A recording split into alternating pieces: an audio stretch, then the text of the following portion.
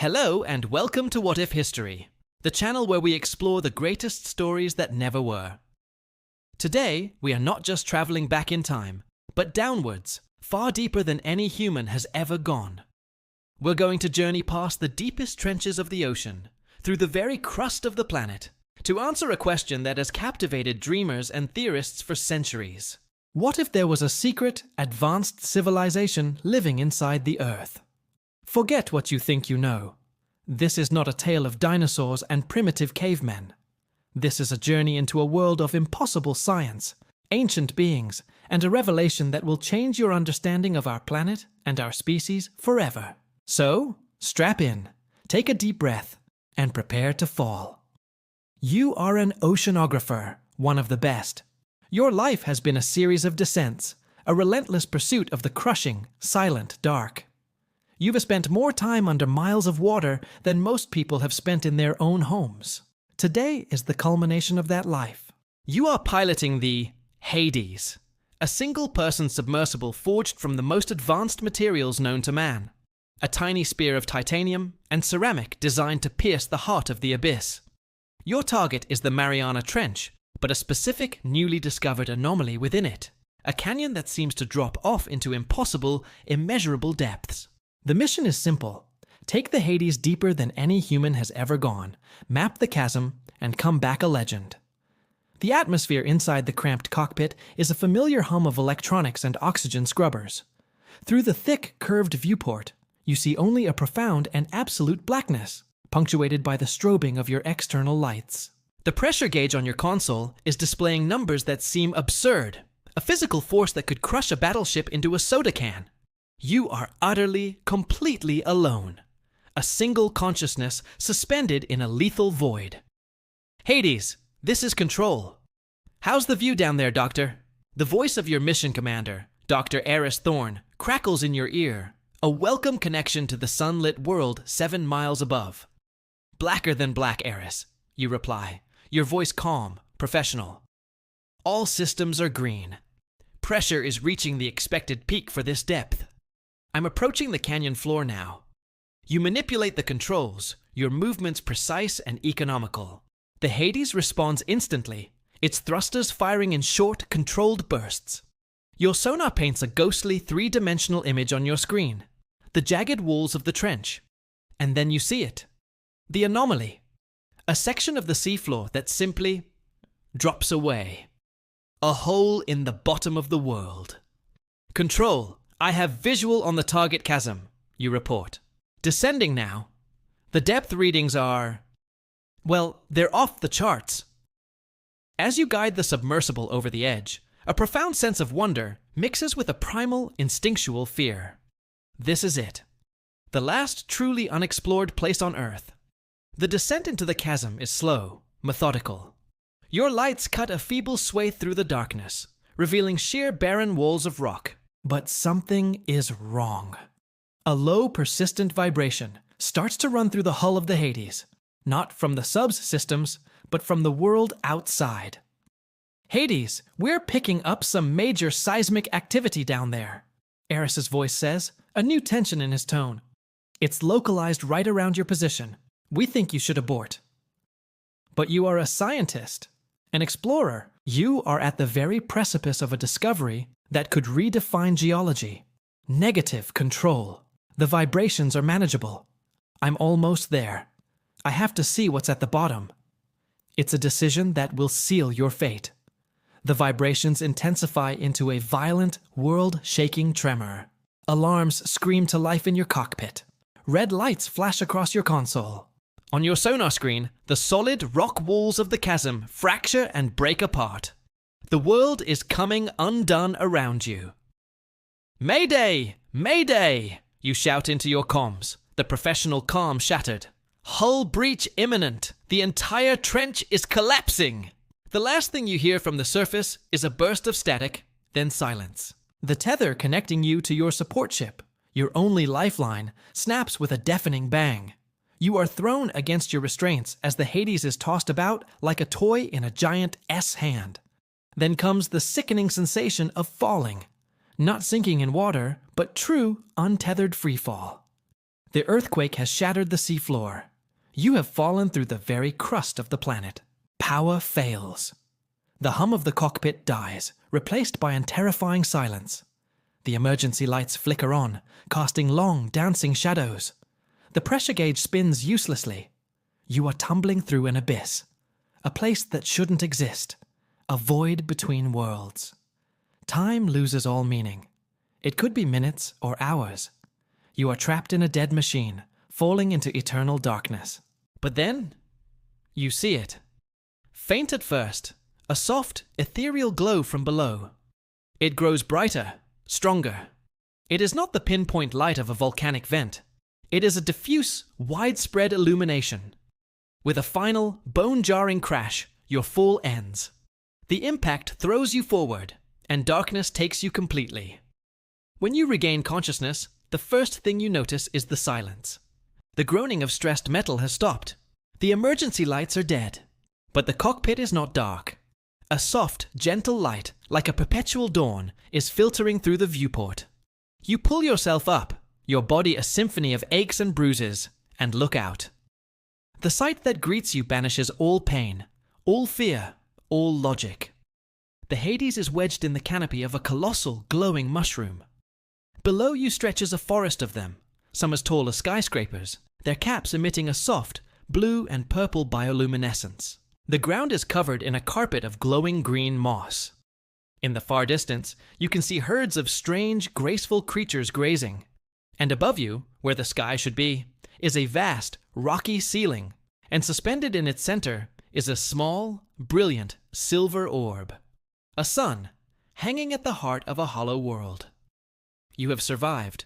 You have fallen to the center of the earth. You manage to cycle the manual hatch release. With a groan of tortured metal, it opens. The air that flows in is not the sterile, recycled air of your sub. It is warm, humid, and smells of rich earth, ozone, and alien blossoms. You climb out of the wrecked Hades and stand unsteadily atop the mushroom cap, a lone human being in a world of impossible beauty and scale.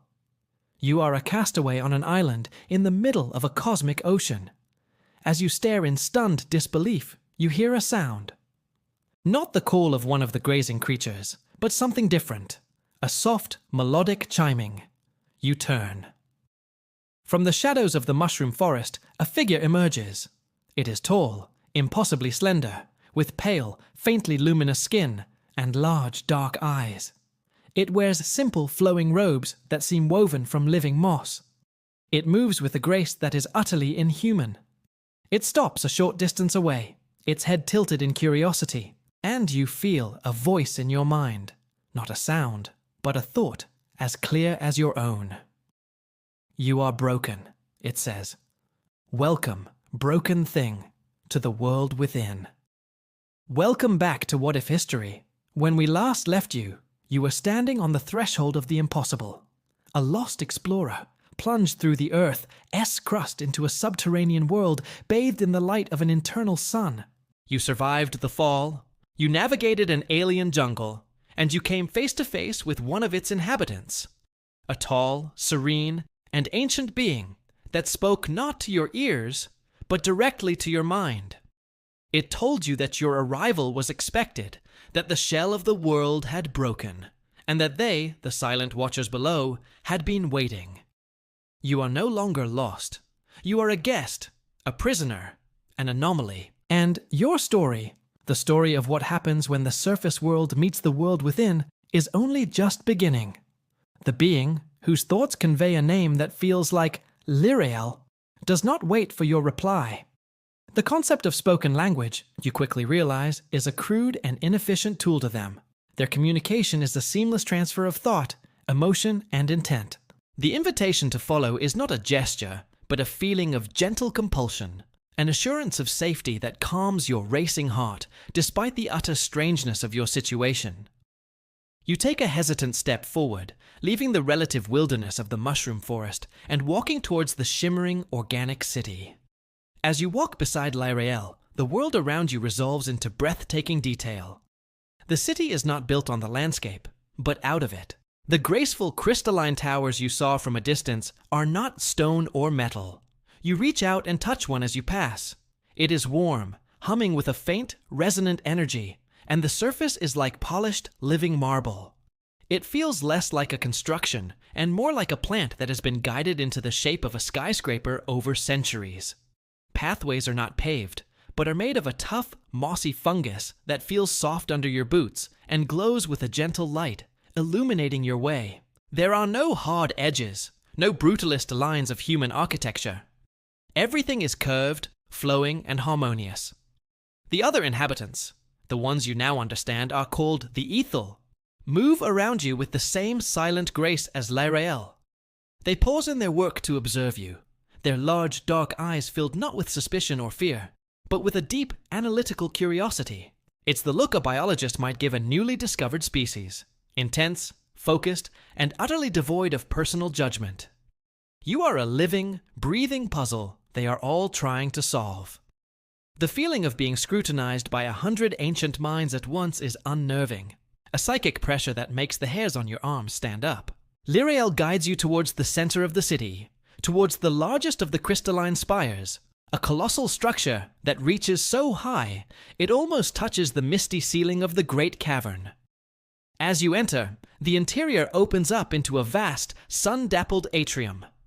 The light from the inner sun is filtered through the crystalline walls, fracturing into 1,000 shimmering rainbows. In the center of the room, a pillar of pure light pulses rhythmically, the source of the hum you felt outside. This, you understand without being told, is the heart of the city's power. It is their technology, a form of harnessed energy that is clean, silent, and seemingly limitless. You have questions, surface dweller. Lyrael's thoughts enter your mind, smoother and clearer now, as if your own mind is adapting to this new form of communication.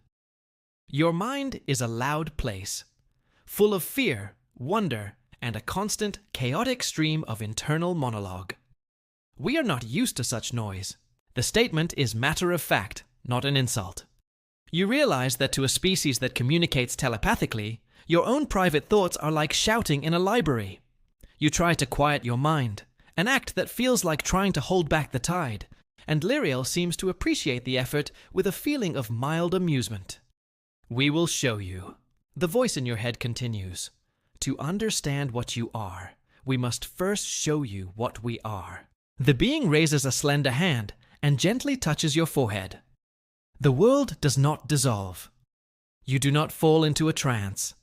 Instead, knowledge, history, and experience flood your consciousness in a torrent so overwhelming it brings you to your knees.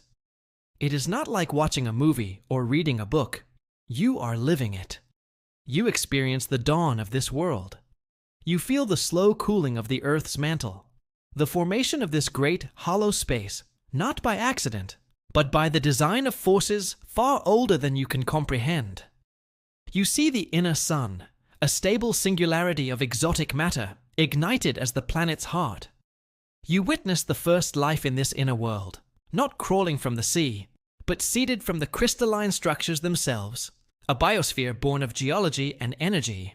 You live through the evolution of the Aethel. You feel their nascent consciousness coalesce, not in individuals, but as a collective. They were one mind before they were many. You experience their discovery of the overworld, the surface. In their early history, passages to the surface were more common. They observed the world above, a chaotic, violent place of harsh sunlight, brutal weather, and savage life. They watched the dinosaurs rise and fall, a reign of thunderous, mindless power that they observed with detached scientific interest. You stand on a cliff inside the Earth and watch through a fissure as the asteroid strikes, a cataclysm that rocks both worlds. You feel the terror of the surface creatures, a wave of psychic death and agony that washes over the Aethel's collective consciousness. It is a trauma that scars them for eons. They make a choice then, a great decision. The surface world, the overworld, is a place of chaos, a cradle of extinction. They sever the passages, seal the rifts, and turn inward, choosing a path of stability, harmony, and isolation. They would become the silent custodians of the planet's core, while the savage, unpredictable experiment of surface evolution was left to its own devices. Then you see the rise of humanity. From their deep, hidden vantage point, they watched. They saw the first sparks of human intelligence, the harnessing of fire, the development of tools. They were curious. But that curiosity turned to concern, then to alarm. Humanity's psychic noise, the loudness Lyrael spoke of, grew from a whisper to a roar that echoed into their serene world. They witnessed humanity's defining characteristics: our fierce individualism, our capacity for brilliant creativity and devastating cruelty, our love, our hatred, our wars. You live through a montage of human history from their perspective. You see the building of the pyramids not just as an architectural feat, but as a project driven by the ego of a single pharaoh, a concept alien to their collective nature. You feel the psychic shockwave of the Black Death, the terror and despair of millions. You witness the flash of the first atomic bomb, a moment that sent a tremor of pure horror through their collective mind. They saw a species that had gained the power to destroy its own world, a power they themselves had abandoned ages ago as being too illogical, too chaotic to ever wield. They saw our pollution clouding the skies, our chemicals poisoning the oceans, our relentless industry scarring the shell of the planet they lived within. The flood of information recedes, leaving you gasping on the floor of the crystalline spire, your body trembling, your mind reeling. You have just experienced millions of years of history in a matter of moments. You look up at Lyrael, and for the first time, you understand the look in those ancient, dark eyes. It is not just curiosity. It is a profound, weary sadness. You are a paradox, Lyrael's thoughts convey, tinged with that sadness. You build wonders, and you engineer your own destruction. You love with a ferocity that can create life, and you hate with a fury that can extinguish it. For millennia, we have watched, and we have never understood. We believed the shell was sealed, that our worlds would remain separate until your species inevitably consumed itself. What happened? You managed to think, the question forming clumsily in your mind. You happened, Lyrael projects. Your industry, your relentless drilling for resources, your explosions. The being shows you an image of fracking operations, of deep earth oil exploration, of underground nuclear tests. You have been cracking the shell, weakening the foundations of both our worlds. The seismic event that brought you here was not natural. It was a consequence, a stress fracture caused by the actions of your kind. You are not the first thing to fall through. We have had incursions, strange, contaminated waters from your oceans, unidentifiable chemical slicks.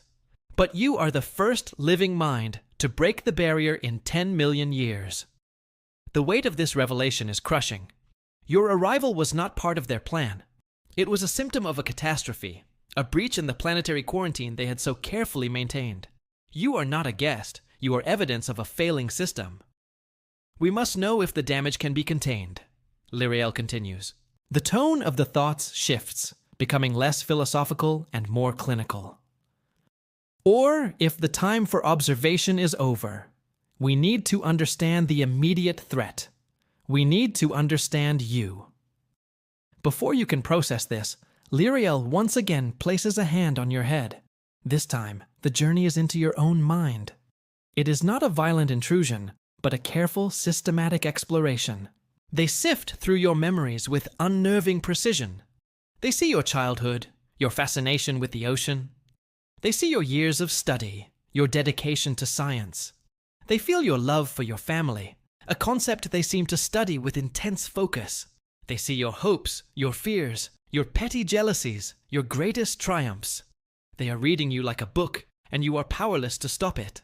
You feel a profound sense of violation, of being laid bare. But mixed with it is a strange sense of clarity. Seeing your own life through their ancient, detached perspective, you see the patterns, the contradictions, the noise they spoke of. You see humanity through their eyes, a brilliant, beautiful, and terrifyingly insane species, a child playing with cosmic fire. When they withdraw from your mind, you are left feeling empty, exhausted, and completely known. Lirael looks at you, and the feeling that emanates is no longer just sadness. It's something new. It's resolve. The breach you created is unstable, Lirael communicates. It will not be the last. The shell is failing. A decision must be made by the collective consciousness. Your fate and the fate of the overworld are now intertwined. You are no longer a scientist or an explorer. You are a variable in an equation that will decide the future of two worlds. You are led from the central spire to another, smaller chamber. It is bare, save for a single, low bench carved from the living crystal. The air is warm, and the light is soft. It is a comfortable room, but you know without a doubt that it is a cell. A gilded cage for the strange creature from the world above. Rest, surface dweller. Lirael's voice echoes in your mind one last time before it recedes. The elders will convene. They have much to consider. They will need to see you. And you will need your strength for what comes next. As you are left alone in the silent, glowing room, the full magnitude of your situation finally crashes down upon you. You are the sole representative of a species that this ancient, powerful civilization views as a chaotic, self-destructive plague. They are facing a crisis that your people have caused, and they are about to decide what to do about it. The options flash through your mind, each more terrifying than the last. Will they seal the breach, leaving you trapped here forever? Will they attempt to repair the surface world, an act that could mean anything from benevolent guidance to planetary extinction? Or will they simply see humanity as a threat to be eliminated? You lie back on the crystalline bench, staring up at the softly glowing ceiling. You are millions of miles from everything you have ever known, a lone human in a world that shouldn't exist, holding the unspoken fate of your own chaotic, noisy, beautiful world in your unwilling hands. The silence of your chamber is absolute, but your mind is screaming. The elders are coming, and you are the only evidence they will consider. You are the deepest human alive, and the most alone. In our last chapter, you were taken in by the Aethel, the ancient telepathic civilization dwelling in a vast cavern deep within the earth. They showed you their history, a story of serene isolation, chosen in the face of the surface world's chaos. They probed your own mind, reading your life like an open book, and in doing so, read the story of all humanity, our brilliance, our violence, our paradox. You now know your arrival was no accident, but a symptom of a planetary crisis. Your species' relentless industry is cracking the very shell of the world, threatening to shatter the Aethel's eons of peace. You have been confined, a specimen awaiting judgment in a silent, crystalline cell. And as the timeless glow of the inner sun beats down, you wait. Because the elders are coming, and you are about to stand trial for the sins of your entire species. Time in your glowing chamber is a fluid, meaningless concept. There is no day or night, only the perpetual, soft illumination of the inner sun. You sleep, you wake, you pace the smooth, warm floor. Food appears when you feel hunger, not delivered by a guard, but materializing in a recess of the wall, a collection of strange, nutritious fruits and fungi that taste faintly of ozone and sweet earth. Water, pure and cold, flows from a glyph on the wall with a simple thought. You are a prisoner, yes, but your physical needs are met with an unnerving, impersonal efficiency. It is your mind that is in turmoil, replaying the torrent of history you witnessed, trying to reconcile the serene beauty of this place with the profound threat it represents, and the threat you, in turn, represent to it. The summons, when it comes, is not a sound or a knock on a door. It is a presence. The air in your chamber grows heavy, and Lirael's consciousness gently enters your own. It is time. The conclave has formed. They will see you now. There is a new gravity to Lirael's mental voice, a sense of occasion that borders on dread. The wall of your cell dissolves, not into dust, but into light, revealing a corridor beyond. Lirael stands waiting, a tall, impassive silhouette against the city's glow. You follow the being through the silent, flowing architecture of the Aethel city. There are no others in the corridors. The entire city seems to be holding its breath. You are led not up, but down, into the very foundations of the central spire. The light grows dimmer here, the air cooler. The crystalline walls are older, etched with spiraling patterns that seem to shift and move in your peripheral vision. The hum of the city's power is stronger here, a deep, resonant thrum that you feel in the marrow of your bones. You enter a chamber that is both vast and intimate. It is circular, and the walls are not solid, but appear to be woven from pure, living light, a shimmering tapestry of energy. In the center of the chamber, floating a few feet above the floor, are 5 figures. The elders. They are Aethel, but they are also more. Their physical forms are less distinct, shimmering at the edges, as if they are only partially anchored in this reality. Their bodies are conduits for an immense, ancient consciousness.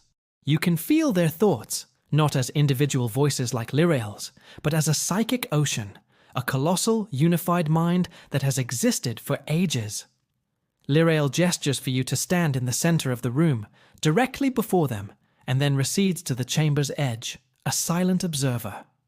The anomaly, a voice resonates, not in your mind, but in the very air around you, a chord of 5 minds speaking as one.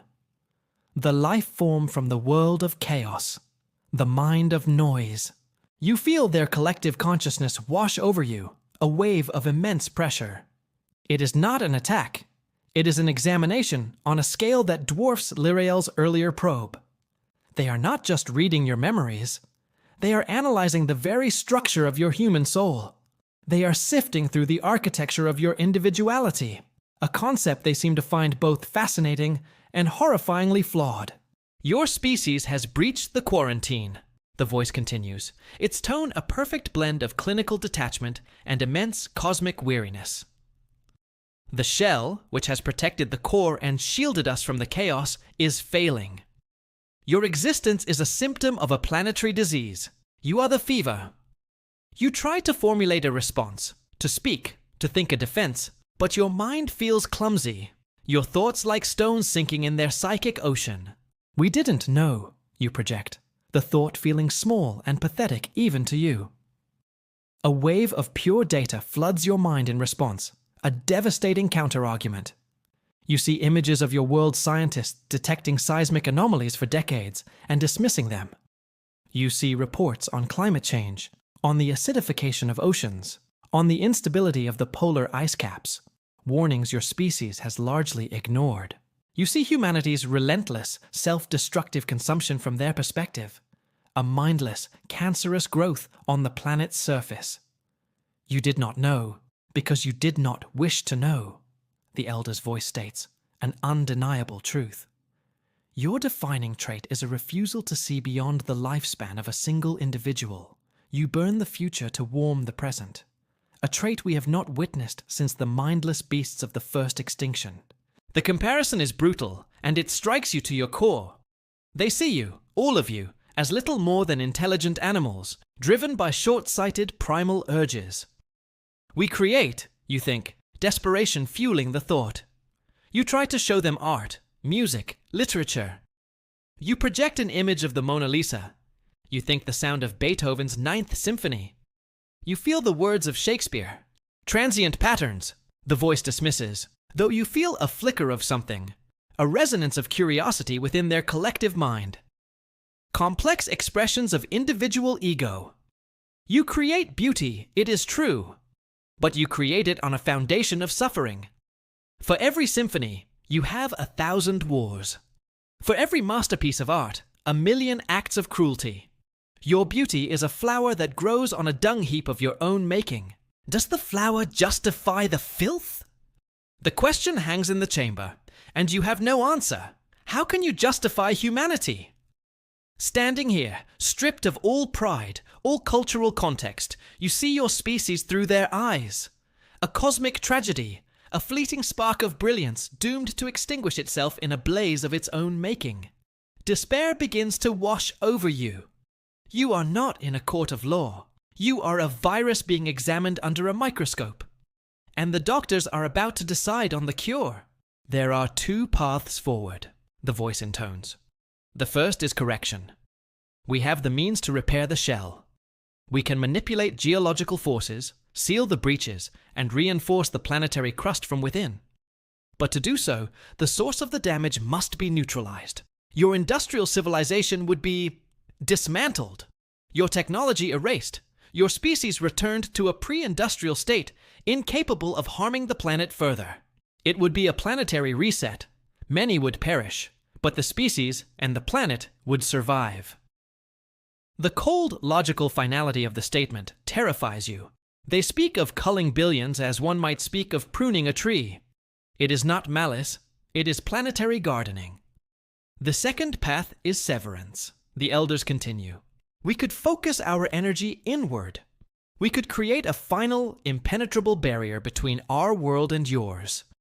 A permanent shield. We would let the shell crumble. The surface world would be left to its fate. Your species would consume itself, as is its nature, and we would endure, sealed within the heart of a dead world. It is the path of non-interference, the path of our ancestors. You feel a ripple of debate within their collective consciousness, the first sign of dissent you have witnessed. It is not an argument, as humans would understand it, but a shifting of probabilities, a comparison of complex ethical equations.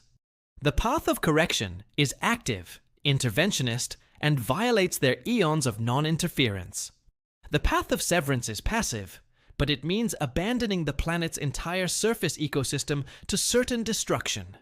We have studied your mind, anomaly, the voice says, its focus returning to you. And in it, we find the core of the paradox. You, yourself, are a scientist, a seeker of knowledge. Yet you are also a creature of illogical, emotional bonds. You feel love for your mate, for your offspring. This concept is the root of your individualism, your greatest strength and your most catastrophic weakness. It drives you to great acts of sacrifice, but also to tribalism, to war, to the elevation of your own bloodline above the collective good. Explain this force to us. This is it. Not a question of technology or history, but of the fundamental human experience. You know that a logical explanation will fail, so you don't try to explain. You show them. You push past the fear and the despair, and you focus on a single memory, the birth of your child. You don't just show them the image, you force them to feel it. The terror, the pain, the overwhelming, illogical, world-altering wave of love you felt when you held your baby for the first time. You project the feeling of that tiny hand wrapping around your finger, the fierce, primal need to protect that small life at any cost, even the cost of your own. You show them the memory of your father's death, the profound, shattering grief, the irrational sorrow for a biological machine that has ceased to function. But you show them the beauty in it too, the way that grief connected you to your family, the shared stories, the celebration of a life lived. You show them that love and loss are two sides of the same coin, that the pain of grief is the price you pay for the joy of love. For the first time, the chamber falls truly silent. The immense pressure of the elder's consciousness recedes, not gone, but softened.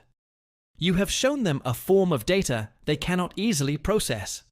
It is chaotic, inefficient, and violates every principle of their logical, collective existence. And yet, it is powerful. You feel their ancient minds attempting to simulate the sensation, to understand the logic of this illogical, all-consuming emotion. A powerful force, the voice finally says, and for the first time, it does not sound like a unified chord. It is a harmony of slightly different tones. There is a fracture in their perfect unity. An engine of chaos, but it creates connection. A different kind of connection than the collective. A bond of irrational, focused intensity. Before the thought can be completed, a tremor runs through the chamber. A low, grinding sound echoes from the very bones of the earth, far more violent than the one that brought you here. The light in the woven walls flickers violently. An alarm, a pure psychic scream of warning, rips through the minds of every Aethel in the city. A breach! Lirael's thoughts shout in your mind, sharp and terrified. Sector Gamma 7! The shell has ruptured! The overworld is pouring in! The elders turn their attention away from you instantly, their minds focusing on the crisis.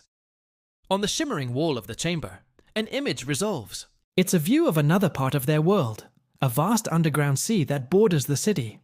But the water is no longer clear. A hideous, black, viscous fluid is pouring in from a newly formed crack in the cavern ceiling. It is thick, oily, and unnatural. It is crude oil. A deep-sea oil well, thousands of feet above on the ocean floor, has suffered a catastrophic failure, caused by the same seismic instability that brought you here. It is now emptying itself into their pristine world. But that's not the worst of it. The oil is on fire. As it pours in, it ignites on contact with the energized crystals that line the cavern, creating a rain of black, burning poison that falls from the sky. The normally placid subterranean sea is becoming a churning, fiery inferno. The psychic scream you feel is the death agony of an entire ecosystem, a million years of evolution being boiled and poisoned in a matter of minutes. The Aethel are panicking. Their thoughts, once a serene symphony, are now a cacophony of fear and confusion. They have not faced a crisis of this magnitude in millions of years. Their society is built on stability and prevention, not on emergency response. They are trying to use their energy manipulation to contain the flow, to erect a force barrier, but the sheer volume of the oil and the intensity of the fire is overwhelming their delicate, precise technology. "Your world is poison!" one of the elders projects, the thought laced with a new, cold fury. It does not just kill itself, it kills everything it touches. In that moment of chaos, as you watch the world of the Aethel burn with the filth of your own, you realize your position has just changed. You are no longer just a defendant. You are the only person in this entire civilization who understands what is happening. You know what oil is. You know how it burns. You understand the principles of pressure, combustion, and containment from a crude, physical, human perspective. Your noisy, chaotic, individual mind, born of a world of constant crisis, is uniquely equipped to understand this disaster. "I can help," you project, your thought cutting through the chaos with a desperate clarity that surprises even you. The 5 elders turn their immense consciousness back to you. The debate is over. The time for philosophical questions is gone. Their world is burning. And you, the anomaly, the virus, the child of chaos, may be their only hope. The trial of humanity is adjourned. The fight for the survival of 2 worlds has just begun. Welcome back to What If History for the final, dramatic conclusion of our journey into the Earth. When we last left you, your trial before the ancient elders of the Aethel was cut short by a cataclysm. A deep-sea oil rig from your own world, the surface world, ruptured, pouring a torrent of burning crude oil into their pristine, subterranean sea. As their serene, logical society descended into chaos, unable to combat the crude, physical disaster, you, the anomaly, the child of chaos, stepped forward with a desperate claim. "I can help." Now, the immense, unified mind of the elders is fixed upon you. Their world is burning with the poison of yours, and you, the sole representative of that poison, are their last, most improbable hope. The psychic cacophony of the Aethel's panic is a deafening roar in your mind, but through it, the voice of the elders cuts like a diamond. Explain. Your chaotic mind sees a solution, where ours sees only overwhelming entropy. How would you combat this filth? The question is sharp, laced with desperation and a sliver of disbelief. They see a fire, a chemical spill. You see a problem with a physical solution. Your energy fields are too precise, you project, forcing your thoughts into a coherent stream against the tide of their fear. You're trying to stop a flood with a net. You need a dam. Aethel, you can't just block the fire. You have to smother it, starve it of oxygen. You need to cap the source of the leak physically. You dredge up every schematic you've ever seen of oil well blowouts, every documentary on deep-sea disasters. You need to build a containment dome over the rupture, a massive, heavy structure. Then you need to seal it. There is a pause. You can feel their minds processing the concept. It is brutally primitive to them, using brute force and crude matter instead of elegant energy manipulation. It's like suggesting a master watchmaker use a sledgehammer to fix a delicate gear. The materials would burn, an elder projects. The pressure of the oil flow is immense. Not if you build it in sections and use the pressure itself to help seat it, you counter, your mind racing. And you don't use your delicate crystals. You use the densest, most common rock you have. You build it on the seafloor nearby, and then, using your energy manipulation, you move the entire structure into place at once. You use your refined power for the crude work, the heavy lifting that you've probably not needed to do for 1,000,000 years. You show them a mental image, a massive, hollowed-out mountain of rock assembled on the seafloor, then lifted and slammed down over the gushing fiery breach in the cavern ceiling. It is a plan born of human desperation, a crude, ugly, but potentially effective solution. The logic is barbaric. The elder's voice resonates. But the physics are sound. The risk of catastrophic failure is high. A moment of silent, high-speed debate passes through their collective. But the risk of inaction is total environmental collapse. We will proceed. Lyrael, the voice commands, you will be the conduit for the anomaly's thoughts. Assemble a team. You will guide them.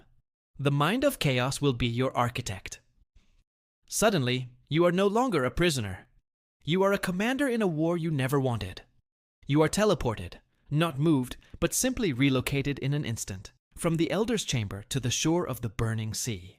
The heat is intense, a dry, searing blast that makes the air shimmer.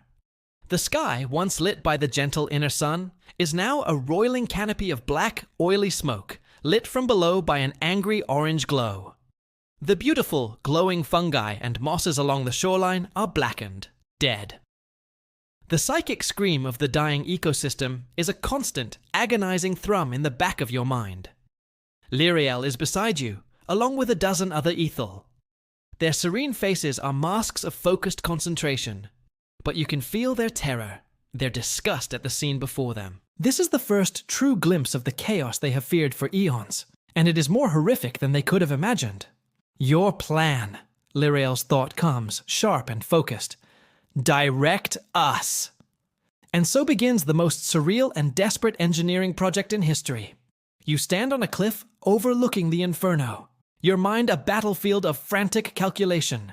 You are the architect, and the Aethel are your tools. Infinitely powerful, intelligent, telekinetic tools who find your methods abhorrent. You have them tear a nearby mountain apart, not with explosives, but with focused thought, carving out massive, 100-ton blocks of granite with surgical precision. The friction is immediate. Move it there, you project, showing them where a block needs to go to form the base of the dome. Why? Lyrael asks, the thought genuinely curious. The energy matrix would be more stable if we place it here. Because we need the weight to be distributed unevenly to counteract the fluid dynamics of the blowout. You snap back, a concept they, who manipulate energy, have to slowly, logically process. They work with a frustrating, methodical slowness, analyzing every step, while your human mind, honed by millennia of instinct and crisis, screams for them to just move faster. You force them to think like human engineers, to embrace imperfection and brute force. They try to make the stone blocks fit together with seamless perfection. No, it doesn't have to be perfect, it has to be fast, you shout in your mind. Leave gaps. We'll fill them with smaller rocks and sediment later. Just build the damn thing. The concept of good enough is alien to them. Their entire culture is built on achieving perfection. Your chaotic, messy, human approach is a violation of their deepest principles. Hours turn into what feels like days. You don't sleep. You don't rest. You are fueled by adrenaline and the terrified focus of the Aethel.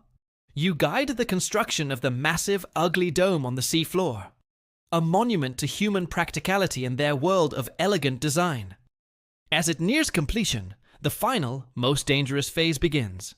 They must lift this object, weighing millions of tons, and move it through a burning, turbulent sea to place it over the rupture in the ceiling, a quarter of a mile above.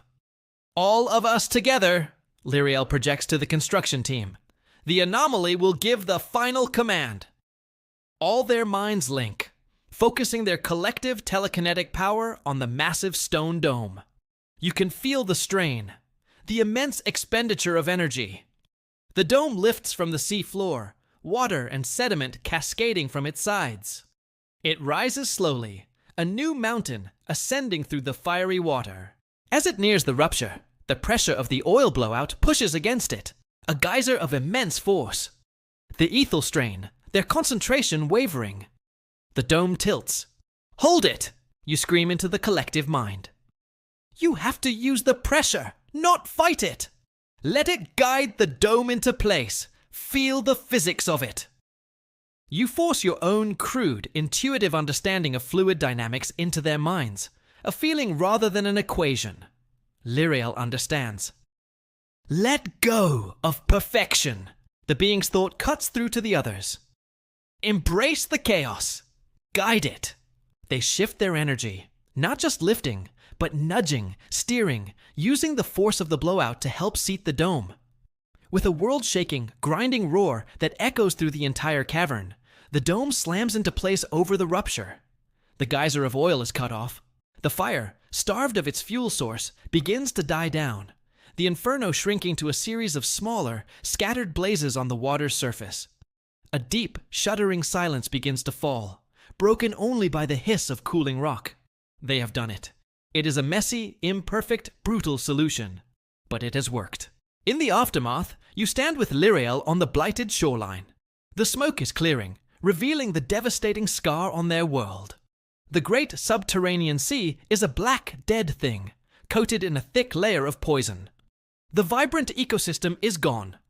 The psychic silence from the Dead Sea is more disturbing than the screams had been. You have saved this city. Lyriel's thought comes, heavy with exhaustion and a new, strange emotion. It is not gratitude, not exactly. It is respect, acknowledgement. But you have also shown us the true nature of your world. It is a force of relentless, chaotic destruction. Even your solutions are built on violence and brute force. But they work, you project, your own exhaustion a physical weight. Sometimes that's all that matters. You are taken back to the Elder's chamber. The 5 shimmering figures are there, their collective mind now calm, but profoundly changed. The fracture of debate you felt before is now a permanent feature of their consciousness. They are no longer a perfect monolith. You have introduced them to doubt. Anomaly, their voice resonates, softer now. You have demonstrated the paradox of your species in a way we could not have conceived. Your kind created the poison that nearly destroyed us, and you, a single individual, possessed the chaotic mindset necessary to contain it. We sought to judge you, but instead, we have been judged. The path of severance is no longer possible, the voice continues. The shell is broken. Our fates are linked, and the path of correction. We now see that to erase your civilization would be to erase the very chaos that saved us. We would be destroying a vital, if dangerous, part of the planetary consciousness. They show you their decision. A third path. Not correction, not severance. Symbiosis. We will not hide any longer, and we will not rule. We will attempt to communicate, to guide. We will use what we have learned from your mind to try and bridge the gap between our worlds. We will try to teach your noisy individual minds how to listen to the planet before it is too late. And me, you ask, your heart pounding with a mixture of hope and dread. You are the bridge, the elders state. You cannot return. Your knowledge of us is too disruptive. Your surface world would react with fear, with greed, with violence. They are not ready. And you are no longer just a surface dweller. Your mind has been touched by the collective. You have been changed. You are the first of a new kind. You will stay. You will work with Lyriel. You will be our translator, our ambassador, the first teacher in the long, difficult process of teaching a deaf world to hear the song of the earth. The finality of it settles upon you. You will never go home. You will never see your family again. The life you knew is over. You picture their faces, and the familiar ache of love and loss you showed the elders now floods your own heart. It is a grief so profound, it almost brings you to your knees. But mingled with the sorrow is a new, immense sense of purpose. You are no longer just a scientist. You are the keeper of the greatest secret in human history, and the guardian of its most fragile hope. Your life as a surface dweller is over. Your life as the voice of a hidden world has just begun. You look at L'Irreal, and for the first time, you feel a true connection, a bond forged in fire and crisis, a partnership between chaos and order. The work will be long, perhaps impossible, but for the first time in eons, for both the Aethel and for humanity, there is a future that is not written in stone. It is a future you will have to build together. You have journeyed to the center of the earth and found not a lost world of dinosaurs, but a mirror. A reflection of humanity's own potential for greatness and self-destruction. The ultimate question is no longer what lies beneath us, but what lies within us, and whether we can learn to listen to the silent wisdom of our own world before we shatter it completely. Thank you for joining us on this incredible journey here on What IF History. Don't forget to like, subscribe, and ponder the deep, hidden truths of our own planet. Until next time.